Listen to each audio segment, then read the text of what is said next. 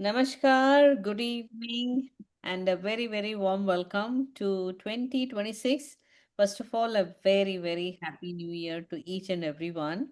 And we are here for yet another session, and we will talk a little bit about the ANEI Patient Safety Fellowship, and then I will be handing over to today's speakers. Just give me a second, I will just share, and we will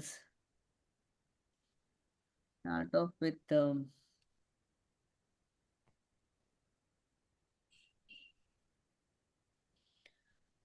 we'll start the session with the Annie anthem. So while the anthem is being played, just a second. So what happened just okay. So I would request everyone to stand when the anthem is being played.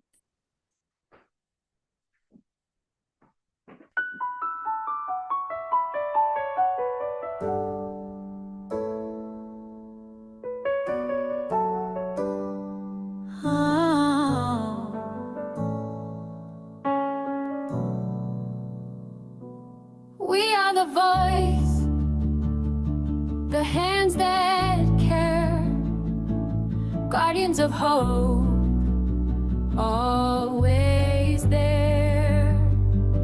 With wisdom and courage, we stand tall, answering the call, serving all.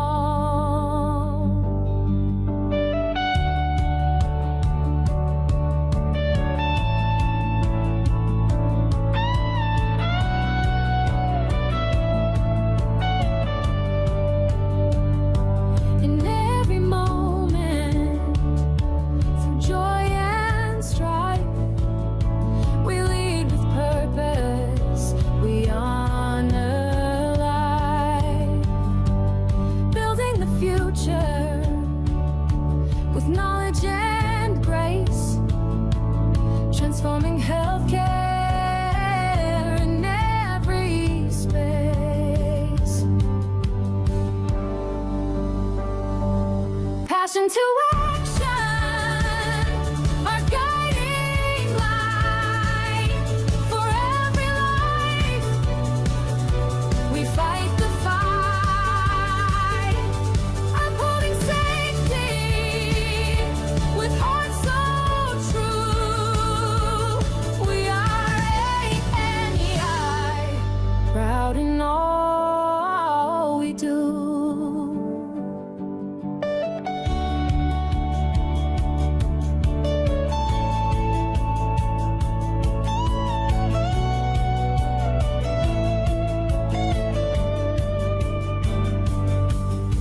Together we rise, united we lead, planting the seeds for a brighter tomorrow. Together we rise, united we lead, planting the seeds for a brighter tomorrow. ANEI, nurses make the difference to humanity, shaping the future with strength and unity. Passion to action, our guiding light. For every life, we fight the fight, upholding safety with hearts so true. We are ANEI, proud in all we do. We are ANEI, proud in all we do.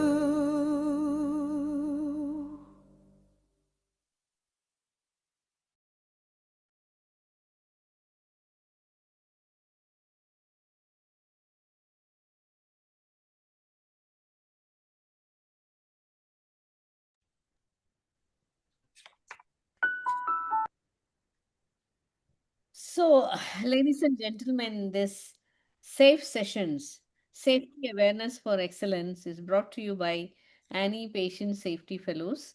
And just a reminder that we are in the fifth year of ANEI Patient Safety Fellowship Program, and that is in association with Patient Safety Movement Foundation USA. And we are very honored that Dr. Michael Ramsey, the current CEO of the Patient Safety Movement Foundation, has graciously been approving the cohorts, and also he's present in every our annual patient safety conference. He's present for the fellows when they present their project.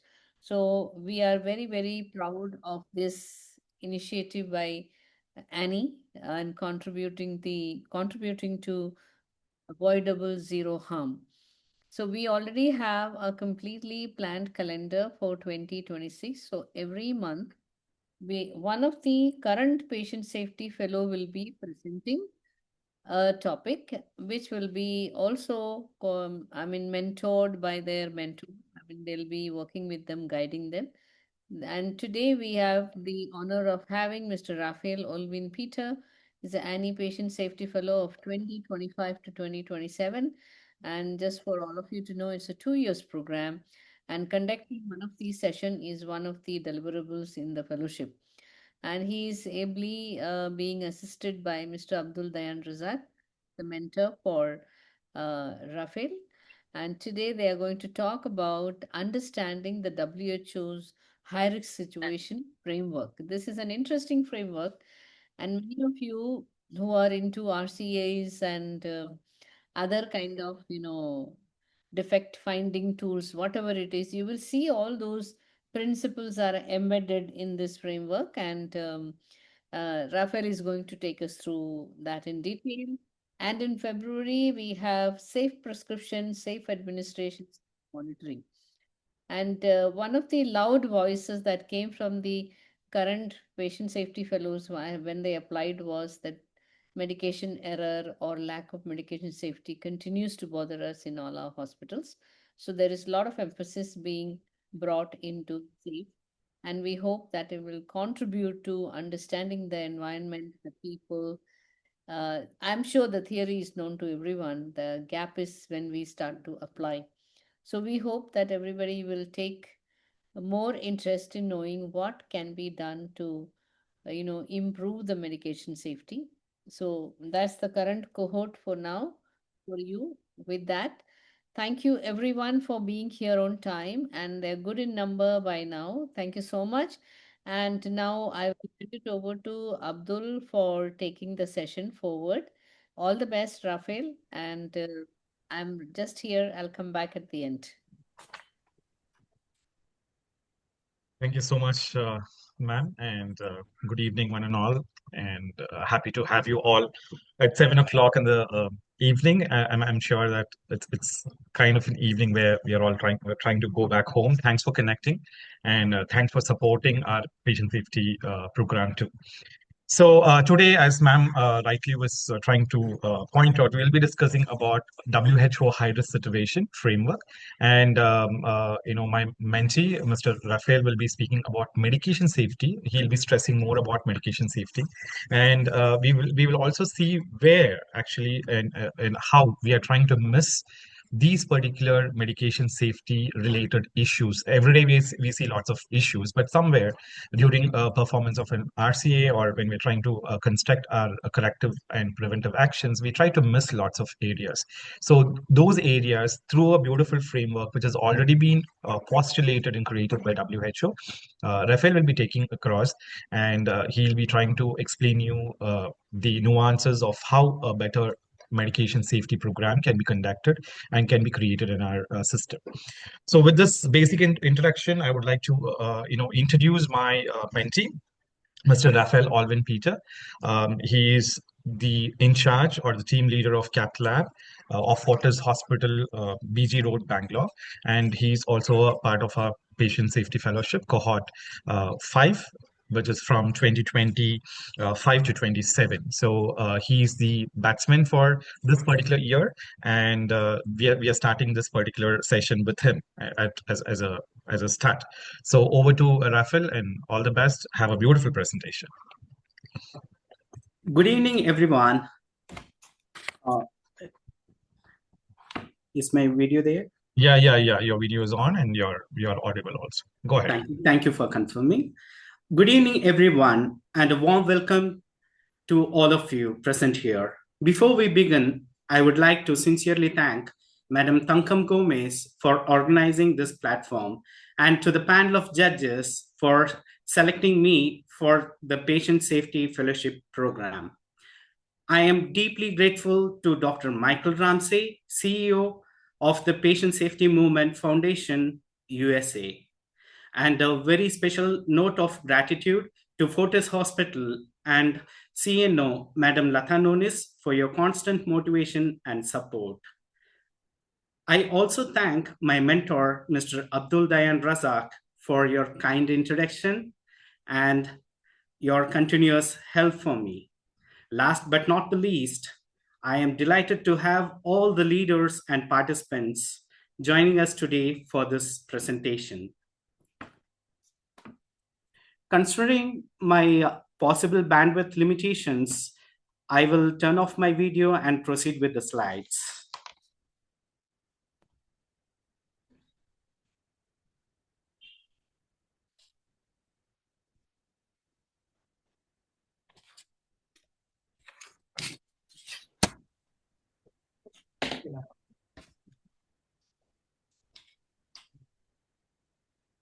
You go on slideshow, please. Yeah, just a moment.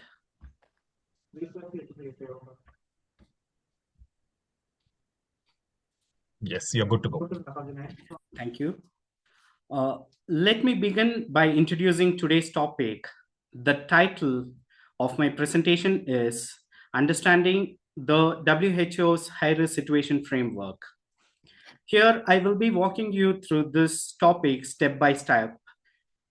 By the end of the session, you will have a clear understanding of the key concepts of high-risk situation, and you will have a take-home points as well. To set the context, it is very important to understand the background of this topic. That is what WHO is all about. So it is a specialized agency established in the year 1948 with a primary mandate of promoting health, keeping the world safe, and ensuring patient safety. This is their primary goal and core priority. WHO has addressed three specific global patient safety challenges. The first challenge was clean care and safe care, which was launched in the year 2005 to 2006. They mainly focused on improving hand hygiene to prevent healthcare associated infections. And the second challenge was safe surgery saves lives. In the year 2008 to 2009, here they mainly addressed the importance of surgical safety checklist to reduce complications and deaths. And the third main and very important patient safety challenge, that is medication without harm, 2017, and it was started and still it is being continued. WHO is mainly aiming to reduce 50% avoidable harm, which is related to medications. Therefore, in the global action plan, which was held in the year 2021 at the 74th World Health Assembly, World Health Organization has come up with a vision that is a world in which no one is harmed in healthcare and every patient receives safe and respectful care everywhere and every time.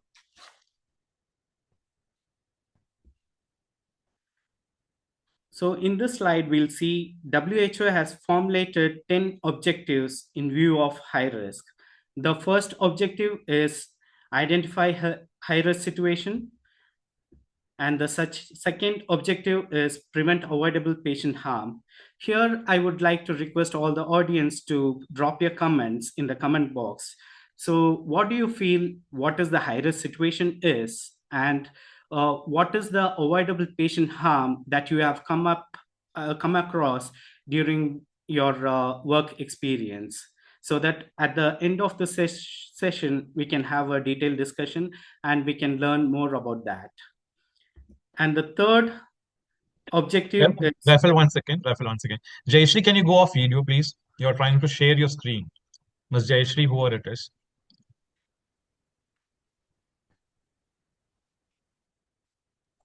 Rafael, just try to... Now am I good to go? Yeah, I'm not very sure whether you are still sharing your screen. Yeah, please go ahead. Yeah. Yeah, thank you. Thank you for confirming. And the third objective is strengthen safety system and process. Here, it is nothing to do anything with the individual nurse. This is where the leader steps in to strengthen the system. And the fourth one is support healthcare workers.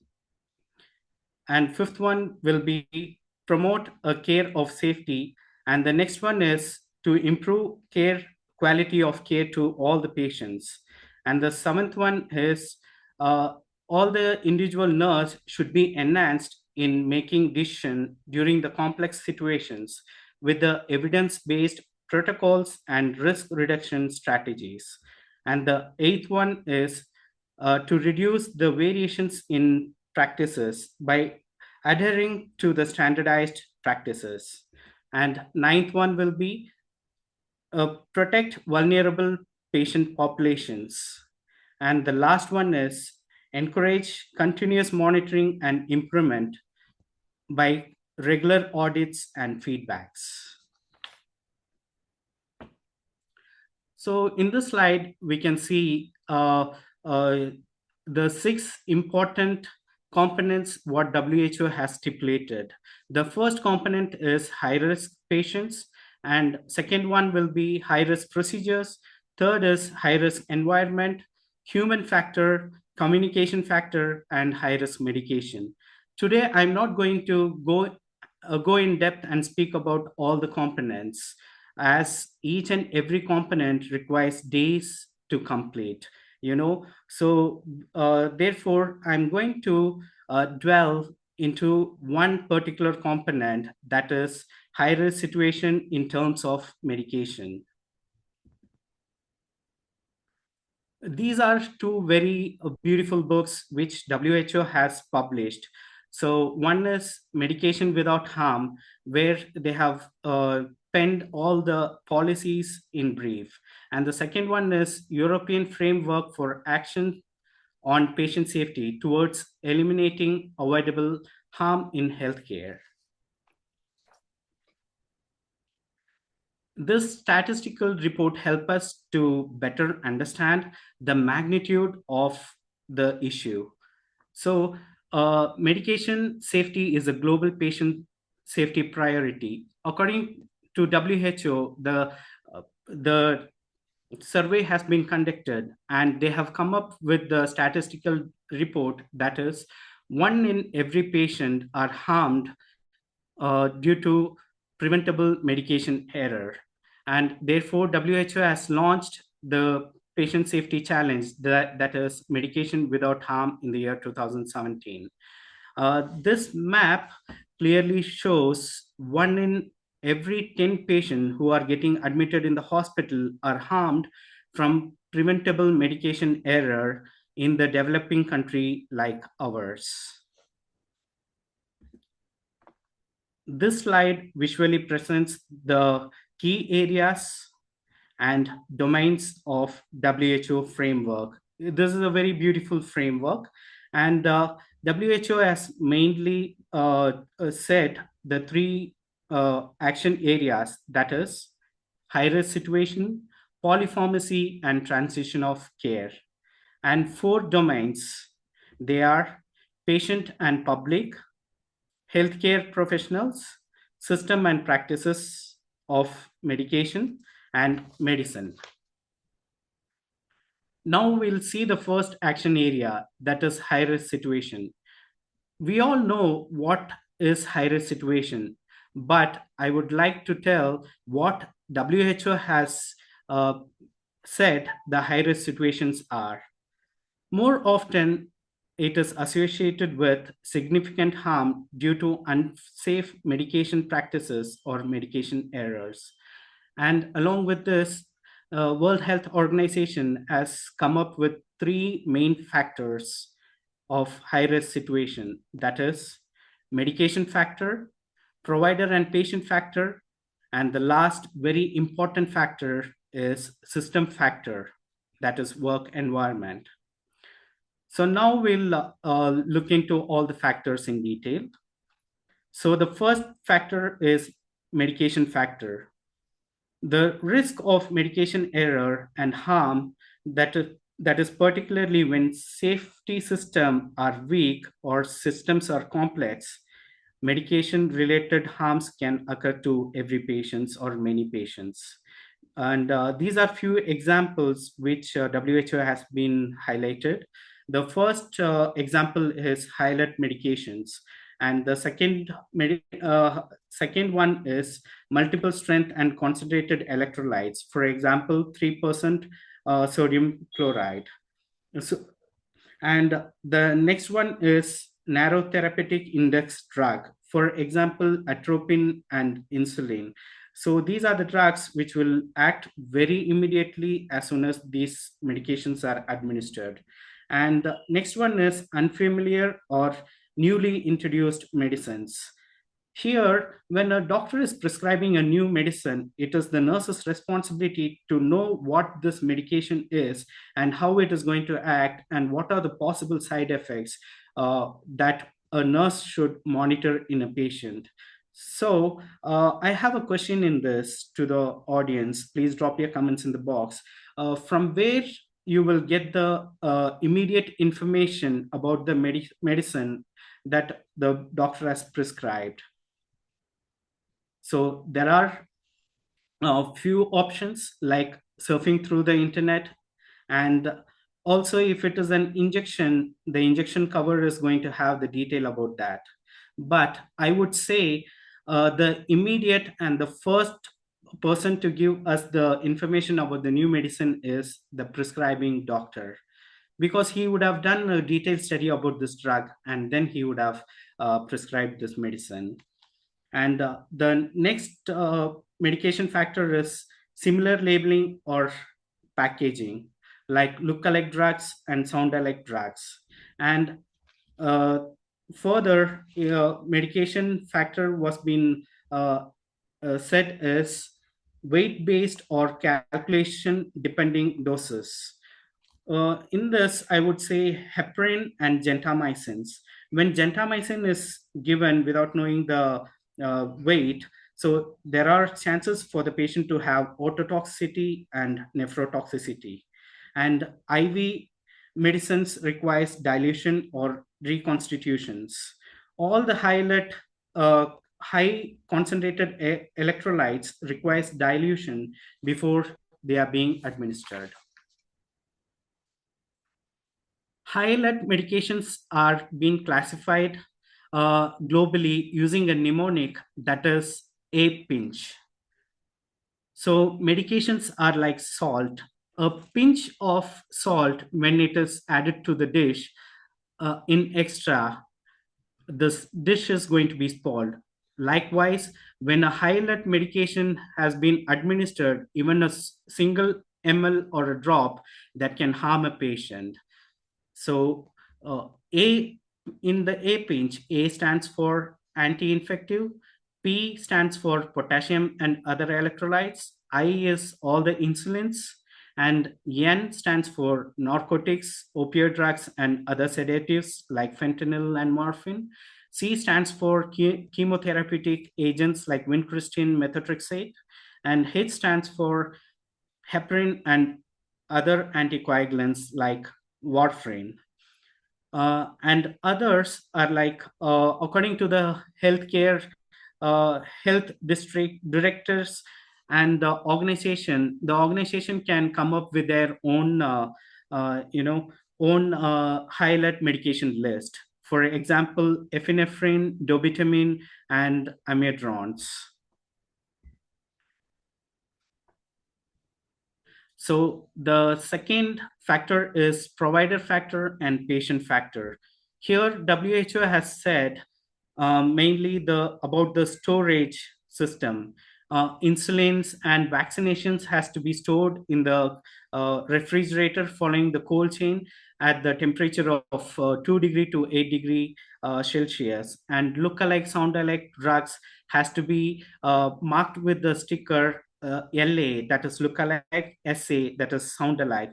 And all the high alert medications can be kept in a separate dedicated cabinet with a lock, so that misusage can be avoided.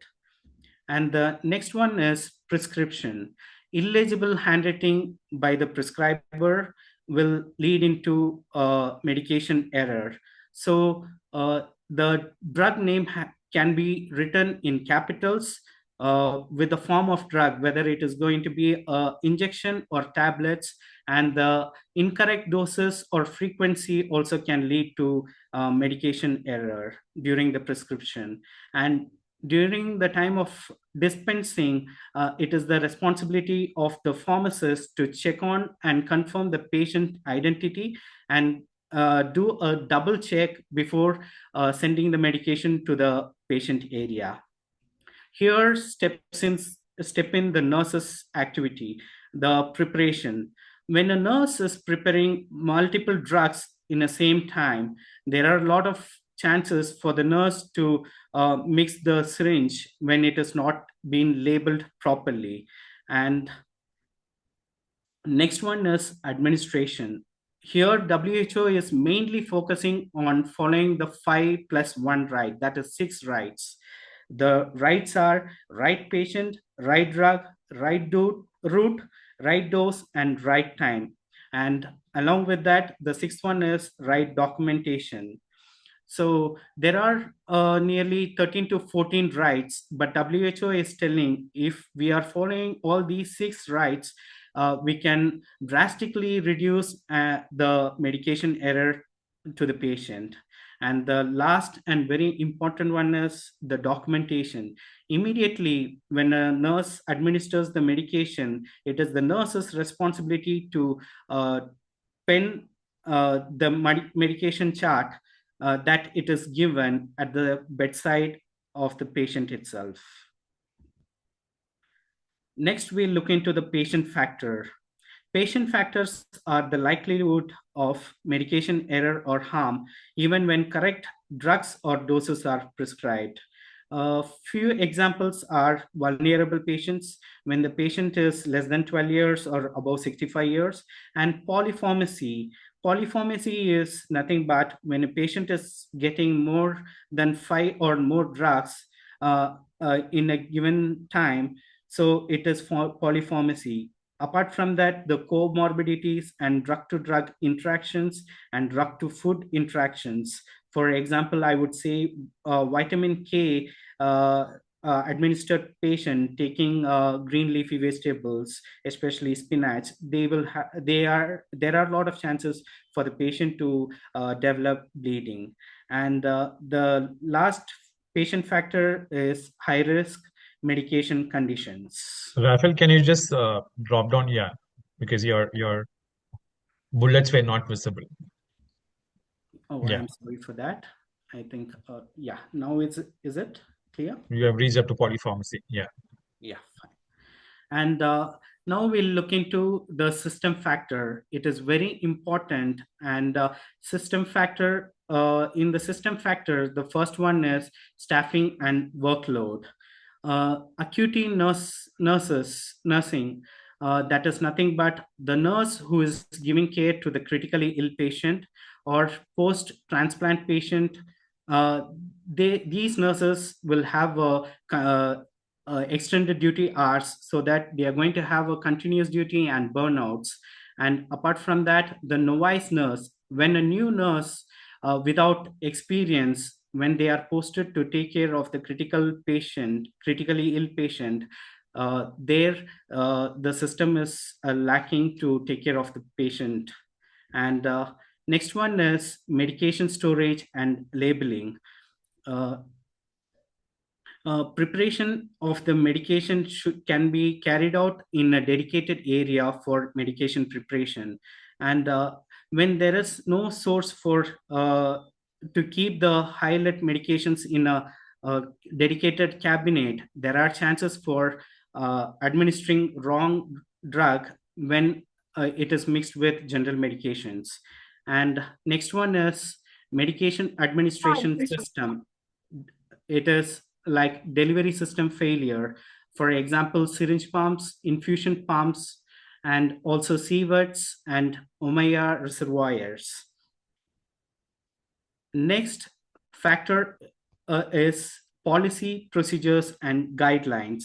When an institute is not having a standard protocol and strategies or policies, and when they are not following NABH guidelines or JCA guidelines or WHO guidelines, there are many factors to where the patient is going to get harm. Next comes the education and training. Like when a new nurse is joining to the new institution, they can be trained in terms of OSCE and OSPE. OSCE stands for Objective Structured Clinical Examination, and OSPE stands for Objective Structured Practical Examination. Next one is technology and equipments. When there is a malfunction of syringe pumps or infusion pumps, and when there is a alert fatigue, continuous alert fatigue, there are a lot of chances for the error to happen. So here comes the new technologies like robotics and AI-assisted instruments and technologies.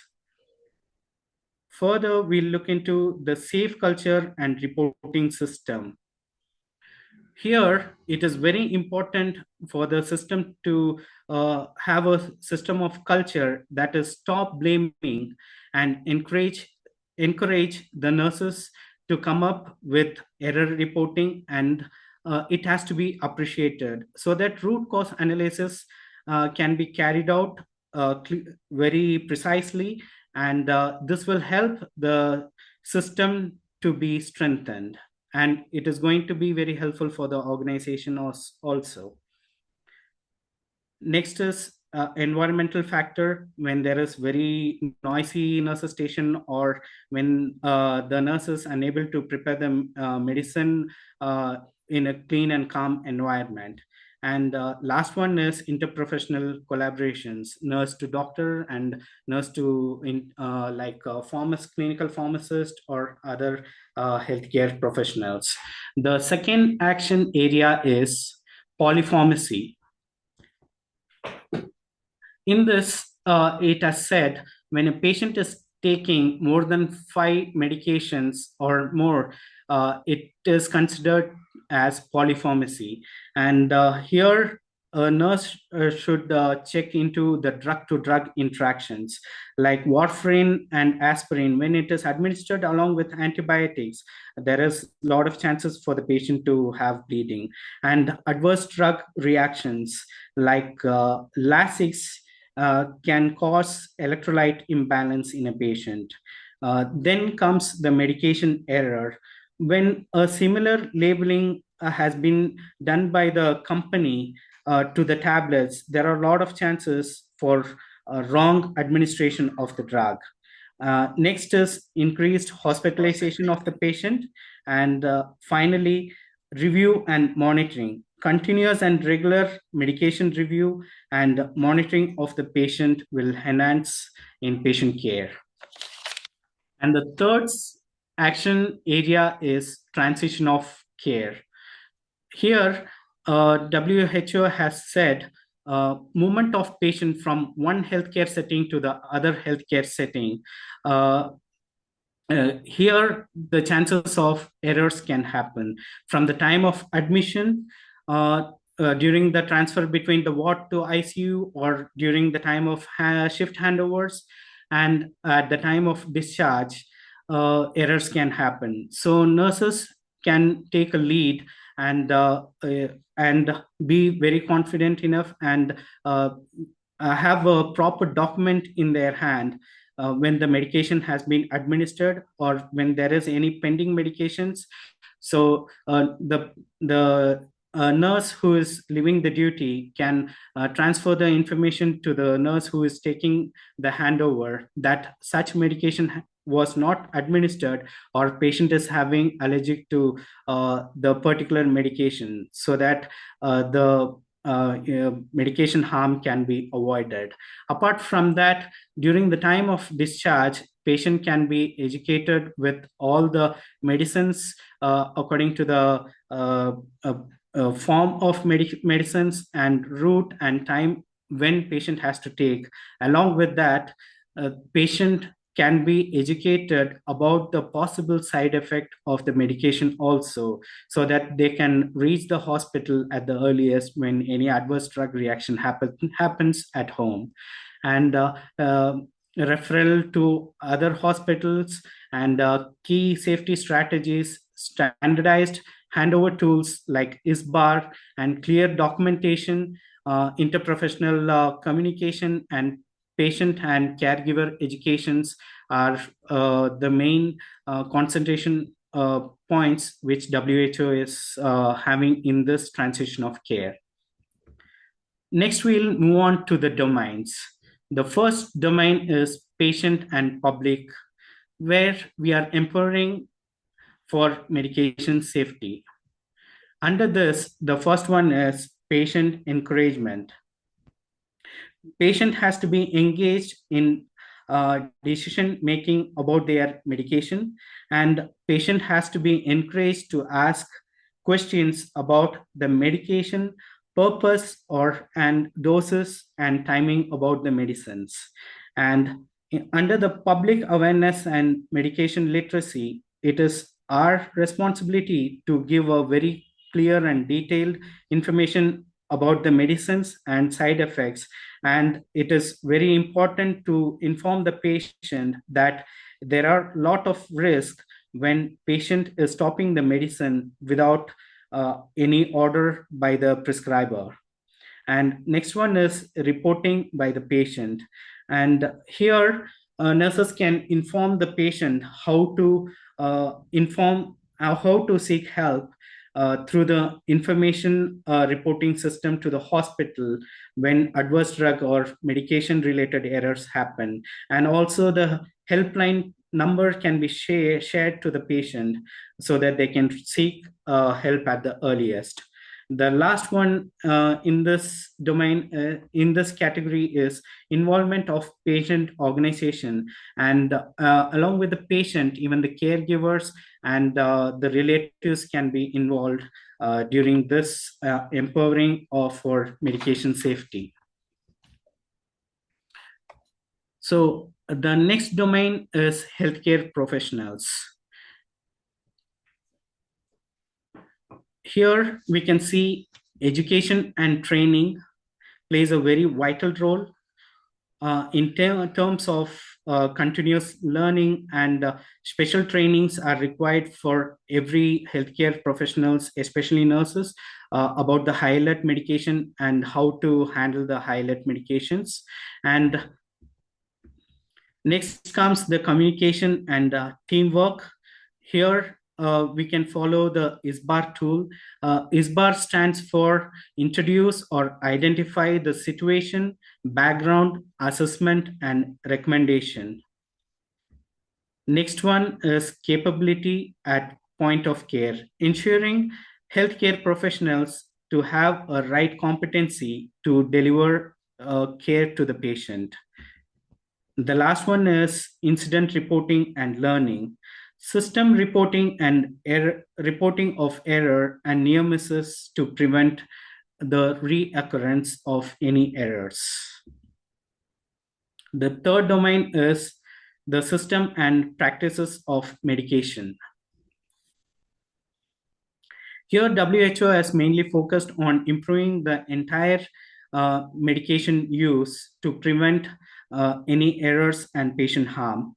Here, they have said the leadership and governance by strengthening the framework with the policies and regular audits and trainings to all the leaders and nurses.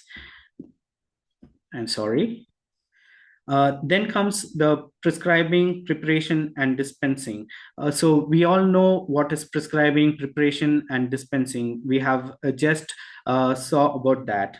And administration and documentation. Here also, again, WHO is emphasizing on five rights of medication, and along with that, the sixth one, very important one, is right documentation of the medication administration, and monitoring and evaluation of the patient is also very important in this, for continuously assessing the safety of the patient in terms of medical use. And the fourth domain is medicine. Here, the safety and quality of pharmaceutical products are being checked by the WHO is telling it has to be checked. The product quality and safety. In this, we have to check the integrity of the vial and manufacturer details and date of expiry. If something is missing or something is wrong, that medicine should not be used. And next one is naming, labeling, and packing. A nurse has to embrace the technique that is RCR. Read the medication chart and check to the vial whether it is the right medicine and right form, and again read to the medication chart before administering any medicine. The next one is logistic storage and disposal. Here, it is very important to establish a robust system for safe supply chain of medicine, especially when the drug requires cold chain of medication supply, and proper storage and correct disposal of medicines according to the biomedical waste managements. So far we saw the action areas, 3 main action areas and 4 domains. Now we'll look into the strategies to ensure medication safety. So WHO has said mainly 5 strategies, that is appropriate prescription and risk assessment. The second one is medication review. Third is dispensing, preparation, and administration. Fourth one is communication and patient engagement. And sixth one is medication reconciliation at care transition. So this is purely for the caregivers and the nurses. Here, WHO has said the first strategy, that is appropriate prescribing and assessment. The system assessment. When a doctor is prescribing any antibiotics, a doctor can ask for at least a minimum investigation, that is creatinine clearance, whereby then he can administer the antibiotics. And before giving potassium correction, heart rate should be noticed, and use of generic name instead of using the trade name. So there, by using the generic name, the medication errors can be reduced. As we can see in the market, there are hundreds of medication which has been dispensed to the hospitals or by the dispensaries with the same drug. And WHO is telling that all the I'm sorry for that. The doctors who is prescribing, they can adhere to the minimum standard of prescription, that is date, time, form of drug, dose, frequency, and interaction of the drug according to National Medical Council. Then comes the preparation.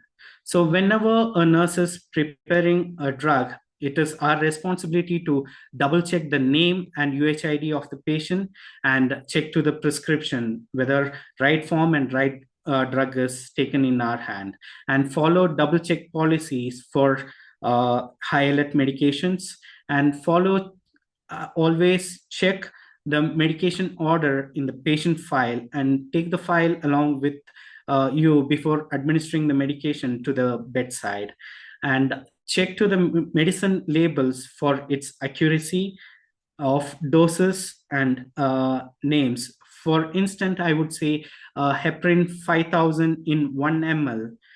The vial is same, and the other vial contains heparin 1000 in 1 ml. So checking the medication label is very important while administering the medicines, and always label the medicines. For example, I've showed this image. The highlight medications can have the minimum requirements, that is drug name and strength of the drug and the diluent volume and concentration of the drug in 1 ml, which is there in the syringe, and the person who has prepared, and apart from that, the date of medication dilution and the time of dilution, so that the highlight medication has to be discarded within 24 hours. So this will be very helpful when we follow the date and time when preparing a medication. And calculating the correct dose. So always avoid mental arithmetics. So using a calculator will precisely give exact dose which has to be administered to the patient. Now we'll look into the administration in the third strategy. That is, first one will be check the medication order in the patient file. And second one, use two identifiers. And third important one, again, WHO is emphasizing on 5 Rs and plus 1 R, that is documentation. And never administer any medicine if it is unlabeled or not, if it is not your patient. So avoid administering the medicine to that patient, as patient would have developed any new allergies, or patient had already taken the medicine which was missed by the assigned nurse to document in the chart. So there may be the chances for double dosing.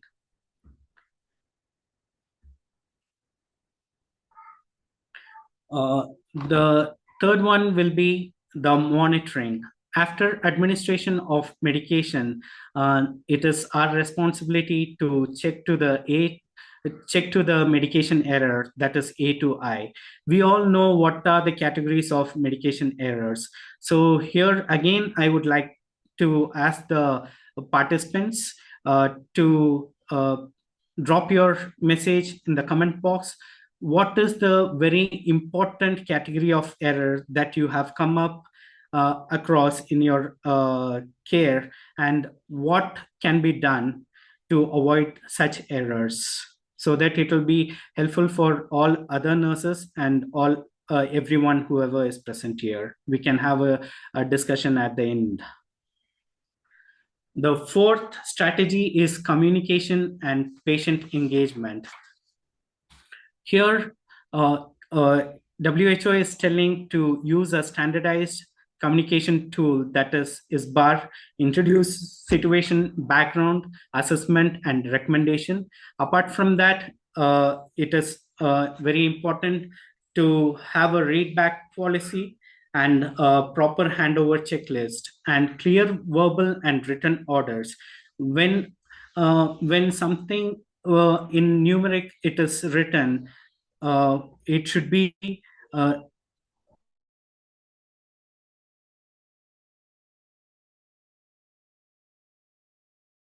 written when 14, where error can happen by understanding. The listening nurse can misinterpret by understanding it is 40 instead of 14.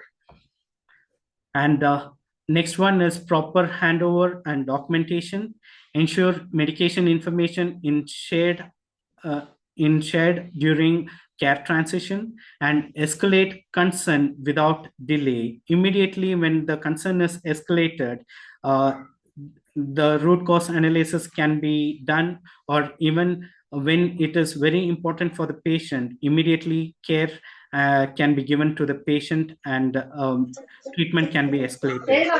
The next one is reporting and clarifying unclear or incomplete prescription. When the prescriber has written the medication order, which is not clear, which is unable to for the nurse to understand, immediately it is a nurse's responsibility to ask the doctor or the prescriber to rewrite the medication and uh, strike out what he has written. And next one is sharing information during shift change is very crucial. And report medication error and near misses, like adverse drug reactions, immediately when it has been noticed. Here, I would like to say about the patient education. Like when PREM. So PREM stands for Patient Reported Experience Measures, and PROM. This stands for Patient Reported Outcome Measures. So healthcare professionals can engage the patient in giving their feedbacks so that we can improve and strengthen our system. And also, patient advisory councils plays a very vital role to know the patient view and strengthen the system. And the last strategy is medication reconciliation at care transition.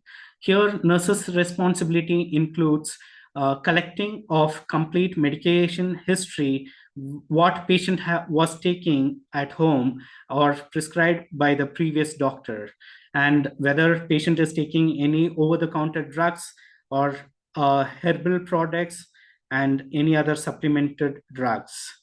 And next one is identify interactions and duplications. As we already discussed, duplications can happen because of improper usage of generic name, as we have many drugs in the same generic name with market names. So drug duplications can happen. And verifying drug name, dose, route, and frequency before administering. The main goal of this reconciliation is to prevent medication errors such as omission, duplication. Now we'll look into the key strategies to make our patients safe. So these are the 9 main key strategies to make the patient safe.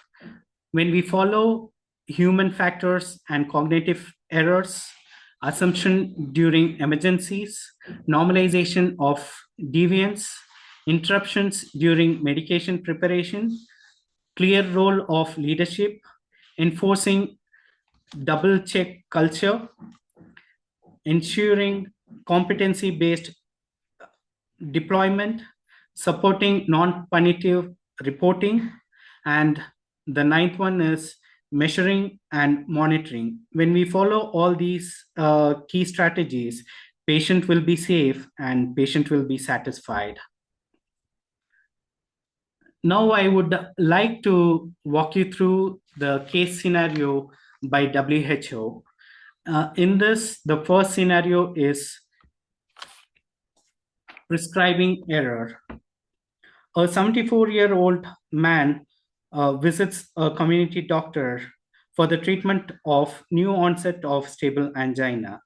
The doctor had taken a detailed information about the previous medicine history, and he discovered that patient is healthy and takes a single medication, which may be because patient is having on and off headaches. So this could have been prescribed elsewhere.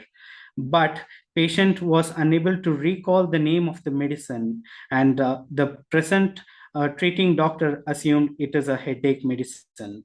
Therefore, the doctor has prescribed this patient with beta blockers And along with that, doctor has prescribed aspirin. So after commencing these medications, patient has developed bradycardia and postural hypotension. As a result, patient had fall after 3 days due to dizziness, and patient has ended up in hip fracture. So the next case scenario is an administration error. A 38-year-old woman came to the hospital with 20 minutes of complaints, that is itchy, red rashes, and facial swelling.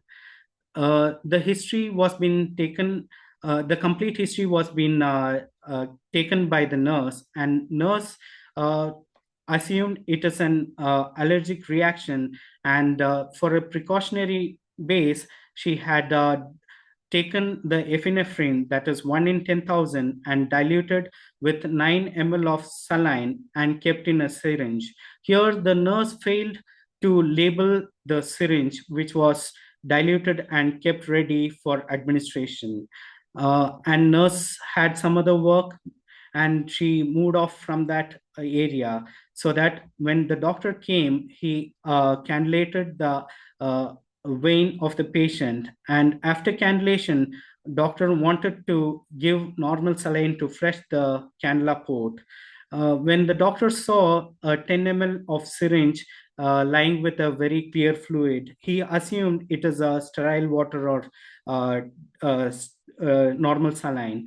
Therefore, doctor has administered this complete 10 ml of epinephrine, that is adrenaline, through the IV cannula. As a result, patient suddenly began to feel terrible and anxious. So the patient became bradycardic and then unconscious with no pulse.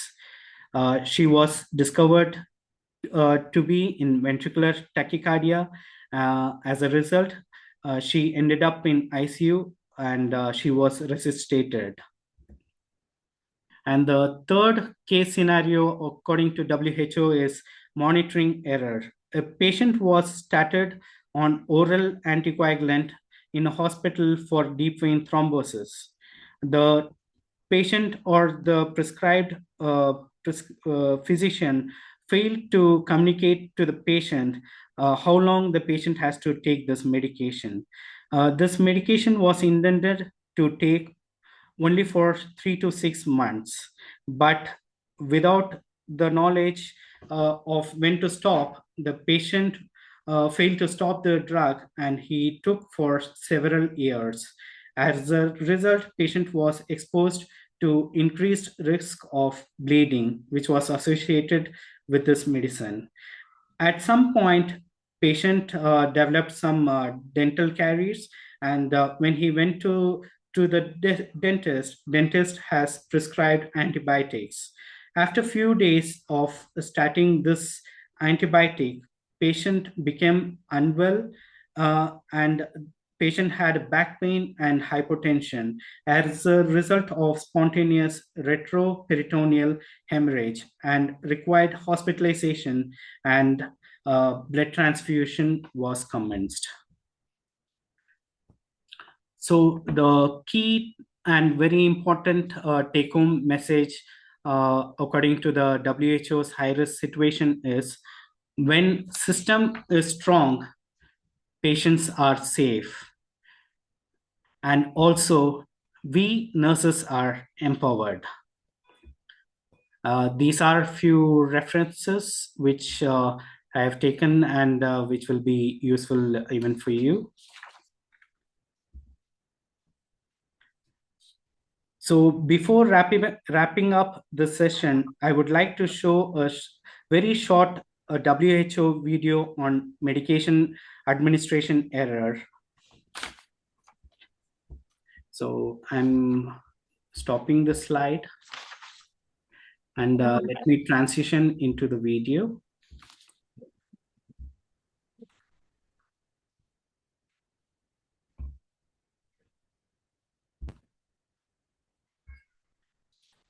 I believe this video will bring a meaningful improvement in nurses in terms of medication administration practices.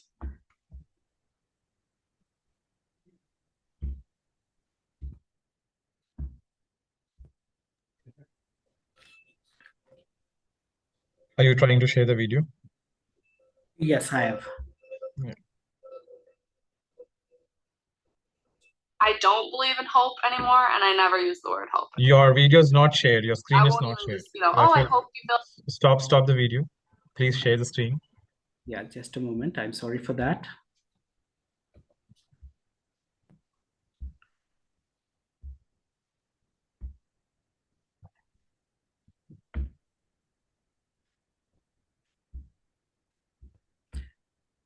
No, you're sharing your slide. Yeah, good. Can you put on a full screen and then go with the start button? Yeah. Can you please confirm whether the video is being I played? don't believe in It hope. is. It is. Just I go on a never full use screen. hope anymore. Full Ever. screen, please. Like, I won't even just, oh, I hope you feel better. Like, I hope it goes well. Like, what's the point of that? What is the point of that? I just sort of accept things as they come. And I don't pray anymore because I prayed every day. And I had so many friends and family, across the world praying for Nora, and it made no difference. 2 months after she came home from the NICU, she turned blue. Doctor comes in and says, that things are going to be very different from now on because Nora has pulmonary hypertension. They were optimistic that Nora might not follow the normal course of the disease, that she might, instead of it progressing and getting worse, they told us that she would get better because her pulmonary hypertension was caused by being a preemie. And for 2.5 years, the disease didn't progress. And she did grow. She grew, she ate well, she developed, she was super smart. Very strong. She was running around like crazy. I mean, she was still in oxygen, but she was moving all over the house. She was in the backyard playing with a baseball bat and stuff. So that was really fun. First couple times she fainted, I didn't know how serious it was. I didn't know. And the doctors were kind of taking a wait and see attitude, I think. And then as she continued to faint, then they started to explain how serious it was. In October of 2012, she had a central line placed, and that central line delivered a continuous infusion of this pulmonary hypertension medication.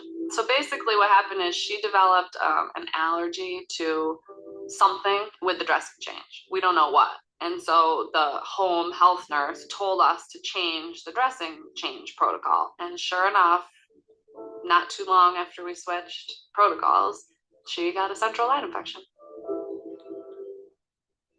Like, I'm talking about how, she could run like any other kid. Well, even after that first infection, she couldn't. They switched her back to the central line, but they followed the same, like, lesser dressing change protocol. Clearly didn't work. She just kept getting worse and worse and worse.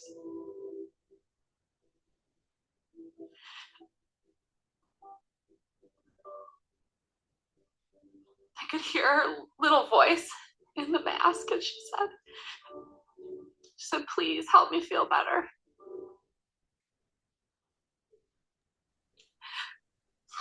Yes, thank you, Rafal. Can you stop the video? And we'll go on for the discussion.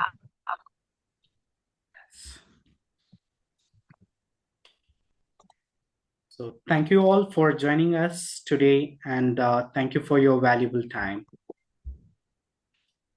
Thank you, Rafal. It was a wonderful presentation, though. So we are opening the floor for discussion, and quickly, because we are past 8. So anything you guys wanted to share, and then we will also hear from Thankam ma'am, expert who is already there and with lots of years of experience. Ma'am has lots to share along with us. So let me hear from the other experts down the screen. Anybody want to share something, and you feel how do you feel? What are we actually doing in our system now? Are we all set right with all a good system in place to see that medication errors are not happening? Or if medications error is happening, do we have a strong error reporting culture within our system? Can I hear from someone?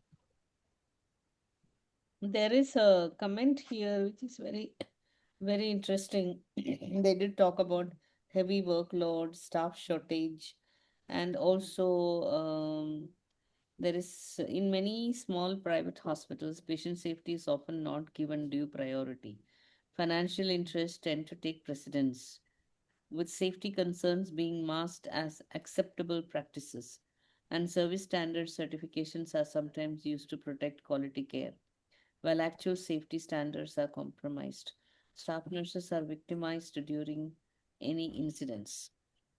So, I am very touched by this very honest, comment by Rinju. Thank you for being so candid. I don't think that anybody would have the courage to talk about it like that. But I tend to agree because so many of you think that all these accreditations and all the stamps, etc., they really don't ensure that the patient safety is adhered and there is no harm happening within the four walls of the hospitals. At least in my own experience, I cannot say that that's not the case.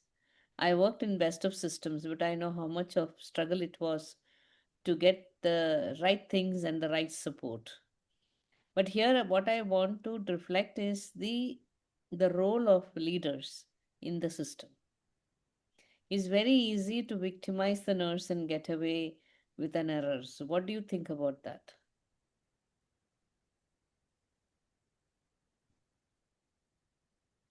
Anyone? I'm not looking at only Abdul. He's on the screen, so everybody's thinking now Abdul is going to say something. We have 70, almost 60 plus people in the room, so it is good to have a good discussion that why do we tend to put the blame on the nurse? And if you look at the WHO framework, there is that's not the first priority when something goes wrong, to look at the person and say who did that. So this discussion can only get better if some people start sharing their views. It doesn't matter whether it is right, wrong, whatever is, not helping us to ensure patient safety, we should be able to discuss. Ma'am, I feel in any incidences which is either reported or hidden under the carpet, the first, the requirement or a responsibility of a leader is to understand what was the human factor which made that particular nurse, a little nurse, commit that error. I feel if at all we are trying to understand the human factor, the pressure what the kids are undergoing, the situation where they were put on, probably it could be a continuous duty or an unaware awareness, or it can be a critical situation where they were not able to take a decision. So probably if at all we are trying to understand this human factor is one of the important, a character in our error finding. I guess most of our system will be better working. And this is my, idea, or I reflect I on this. totally agree because WHO has got a complete chapter on human factors. How did the situation happen? What was the human factor? Correct. Dilip is telling that this is even worse in government sector. They don't allow nursing individuals for proper RCA, and due to explanation letter, nurses hides many errors. So I think what I would like to share is that incident report unfortunately has become very notorious because there are actions taken when a person is reporting. They are not being appreciated. I really appreciated that you reported the error so we can make our systems better. Such dialogues or conversations are not happening. You might say maybe it is happening, but I would say in almost all hospitals, when a mistake happens, the senior nurse, first thing she will go and say, who did the mistake and where is the incident report? Correct me if I'm wrong. Very true. I'm trying to reflect the book of life, which was published by Annie. Most of the time, we see all junior nurses, committing errors. No, when we edited, we removed the entire junior nurse phrase from Right. the book itself because it looked like as though only junior nurses are making mistake. And please believe me, it can happen with anyone for that matter. And if can you, I was talking to someone in a workshop the other day, and I was telling that 22 years, 23, 24 years old children, boys and girls, in their home, probably they don't even make a cup of tea, correct? They Very don't true. wash their Yes. own clothes. Maybe somebody is doing it for them. This is how the system is. And when they come to hospital, we give them 4 5 lives. Zindagi, giving in their hand and saying, take care. Now, who is supervising them? Who is guiding them? I always feel that, we have a lot to carry, and I sympathize with Dilip and Rinju at the same time because I remember long time ago when I was in Fortis, Dr. Narottam Puri, one of the senior most, quality person in the country, he was also the advisor for Fortis. So I was just, one day I was just simply, I had enough. So I told him, Kisar, I'm so tired of talking about the same points. We need to work on the patient safety. I was literally having tears in my eyes. And then Dr. Puri told me, Tankam, you have to be like a woodpecker. You have to continue to talk. You need to continue to highlight. You need to continue to put pressure on the system so that someday the woodpecker will be able to make a dent on the tree. So, what is that I am now trying to request everyone is ki please don't stop battling for the right situation, the right environment, the right staffing, the right people, and most importantly, invest time in the newer nurses. Guide them in the right path. Somewhere in Raphael's slide, it was mentioned, when things go wrong, we tend to normalize them. So this is a phrase that is used in WHO. That means, unsafe practices are just normalized because we don't talk about it. We give excuse. We say the nurse made a mistake because she was overworked. Nobody asked the question, why was the nurse overworked? And what is the responsibility of the leaders? Why the nurses are understaffed? What is the responsibility of the leader? So there is a lot riding on the leaders. So there are a lot of leaders here sitting. So uh, it's important that we should reflect. So I think Dr. Rose is saying hospitals going into corporate type of CEO. CEO is non-medical person. They think nurses have to accept whatever they say. Nurse leaders are expected to say yes and not argue.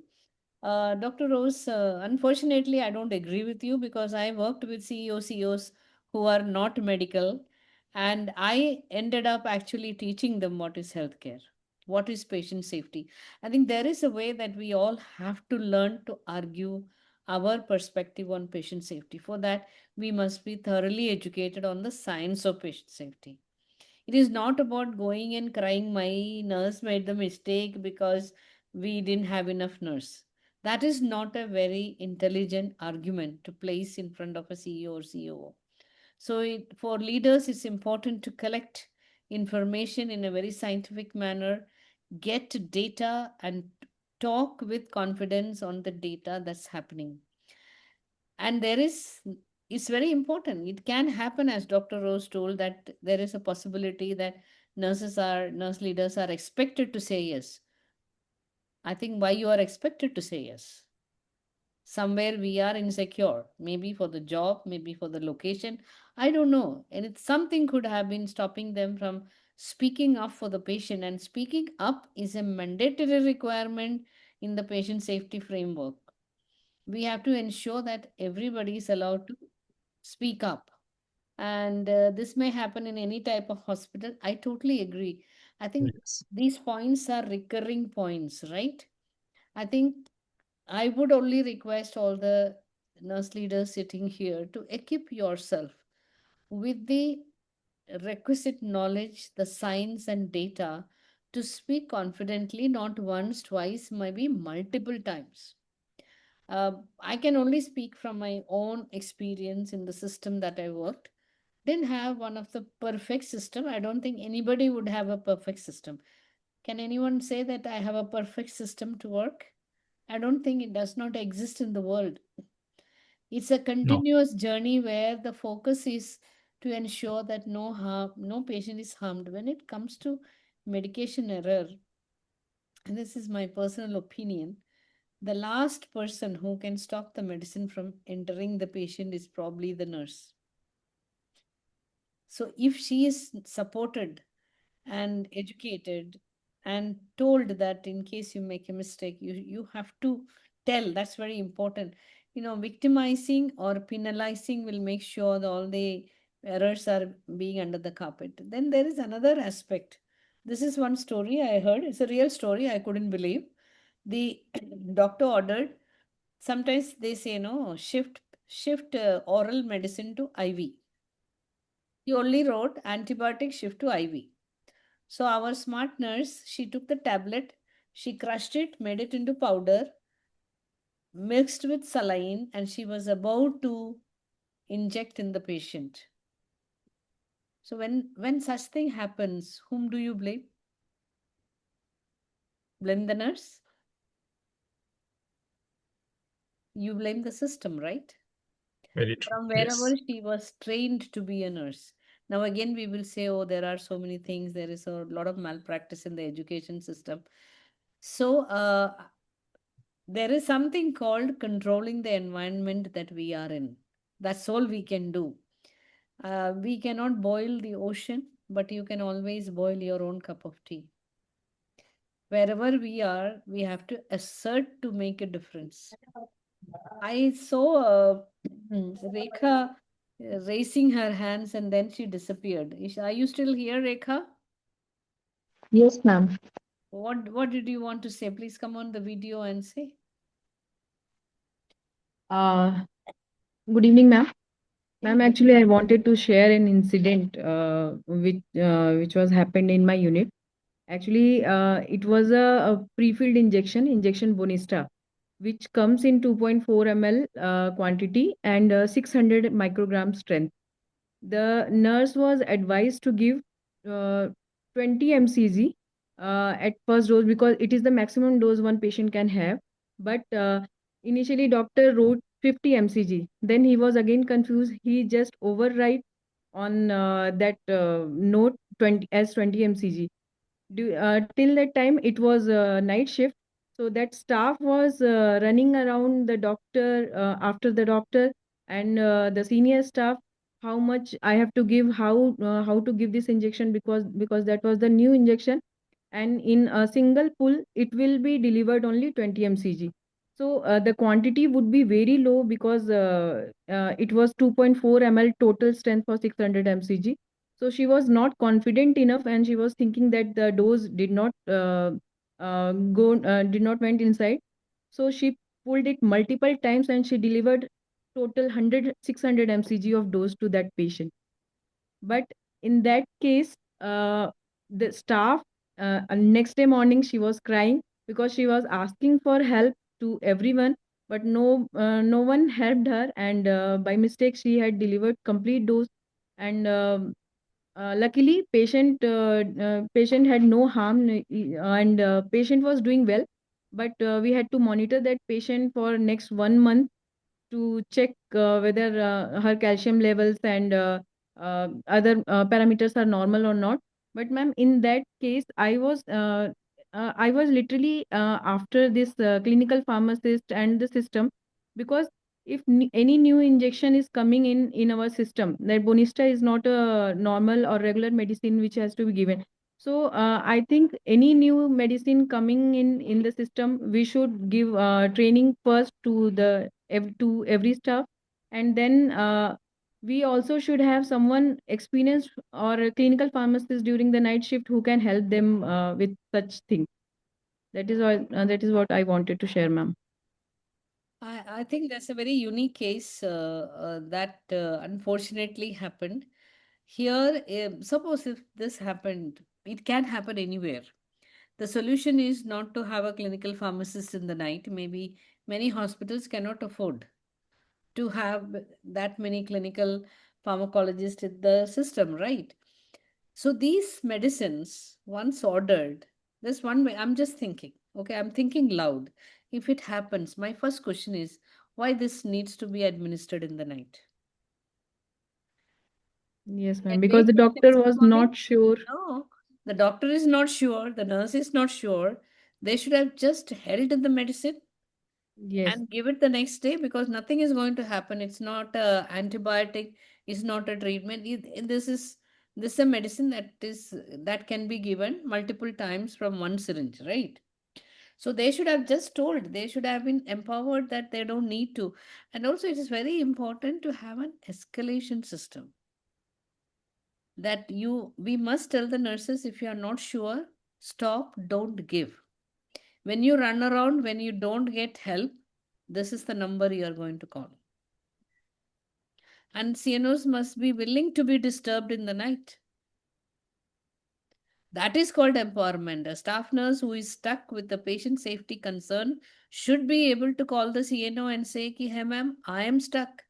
I don't want to give this medicine. I'm not sure. I'm not sure of the order. It's not a life-saving thing. There has to be a meeting with the senior, the nurse, and everyone. If the senior is not, the young nurse does not know. If senior is not answering, how can the young nurse go ahead and do a mistake, right? Yes. The senior nurse should have told, okay, even I don't know. So let's hold on. Let me check with someone if she's not sure. So I think these kind of odd incidents should take you to the discussion table and create a guidance to ensure there is medication safety, so that people are very clear that if I'm in such a situation, I know what to do. The escalation metrics are very, very important, and it has to be instituted. So I remember long time ago, I was in Jaslok, I think I was in a Jaslok hospital training. In every patient's room, there was an escalation matrix. One big board was there. You have a housekeeping problem, call this person. If it is not addressed in 10 minutes, call this person. Every escalation was ending up with the CEO's number. Can you imagine? So I asked the people that, did it help? Then the staff there said, ma'am, 100% nobody wants the call to go to see you. So somebody will take care of it before it reaches there, correct?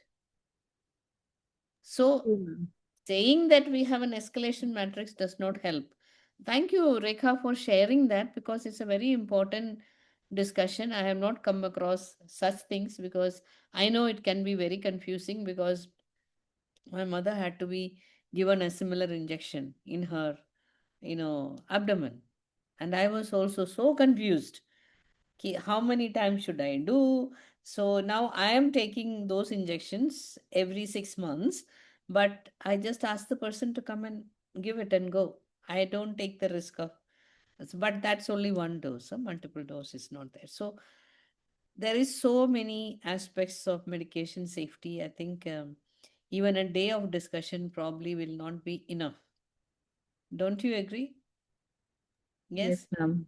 But I have only one last word to all the leaders sitting here, all the fellows sitting here. Please take a bit of ownership to talk about it. You may not get results, but do talk. Because I know when you are talking about patient safety, nobody will say, don't talk. We don't care about patient safety. So it is, don't stop talking about it. Keep talking, keep discussing, keep reading, talk about science, talk about findings, and assert, keep on talking about it. This is very, very important. Each one of us should be having the courage to speak up. And that when youngsters see that we are speaking up, we are respecting them when they speak up and say, thank you, I really appreciated that you brought this up to us. But the question is, how many of us really have that patience and courage to speak up? Any last word, Abdul?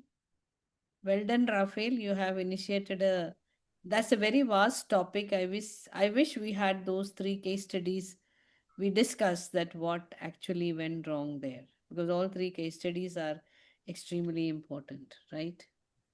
Thank you. Yes. So yes, with this particular note, the same thing I'm also resonating along with ma'am. So please, as leaders, let us all, think twice before blaming a small little nurse I'm kind of taking this example of ma'am. I guess when I'm addressing to my nursing leaders tomorrow, I'd be definitely using this example when a small, 20 years or 21-old-year kid was not able to do the household chores, and we are trying to give so much of burden to this particular kids when they come to the hospital. It's very difficult, even if at all when we were in the same position and same place, a few years ago. So I guess we were also in the same situation. Probably we had good team leaders who were trying to handhold and help us. Probably those days this particular corporate culture was not there, so we were somewhere safer. And nowadays even our patients are more educated. That's what we have to always remember. They are more educated, more, otherwise we say they're all tech savvy now. Google Baba's there now, chat GPT has come, so they are all having information handy. So it's very important to update ourselves, keep our knowledge abreast, and prepare a better protocol for medication management program. So I guess when Rafael and I was trying to create the slides and try to discuss, I was just thinking that we have patient safety program in a hospital, and I guess we haven't never thought of something called medication safety program in a hospital. I guess it's very important we think this and create a program equivalent to patient safety. We have so much of patient safety related, IPSG Gold, that this even IPSG Gold speaks about all those things, but we haven't created something, a kind of a very beautiful program which will resonate and drive through every system in the hospital. So with this particular note, I started working on I spoke to my boss, and then I thought we will do something for this. So I'm also sharing the same thought with you all. So if at all it is possible for us to create a medication safety program for the entire system, involve nurses, whoever is involved in the system. So let us involve and create a beautiful program so that our patients at the end of the day, they are more safer, and we are not literally putting our patients in trouble, because we are the people who are trying to administer medications. They're trusting us. Let the trust not be broken. So with this note, thank you so much. Thank you, everyone, and thank you for being here. It is almost 8:30. So thank you, and let's go back with the thoughts that how can we make our environment more safer? Not that whom can I blame when something goes wrong. That should be not our focus. So let's support each other, guide each other, protect each other, so that together we can protect our patients. Thank you, everyone, and see you again in February for ex- extension of the discussion on medication, specifically getting into prescription administration and monitoring. So see you all. Thank you, everyone, and Shabba Khair. Thank you, ma'am, and thanks Thank all. you, Thanks, Rapid. Rafit. Bye bye. Yes. Thank Thank you, you. Bye. madam. Thank you, Abdul sir.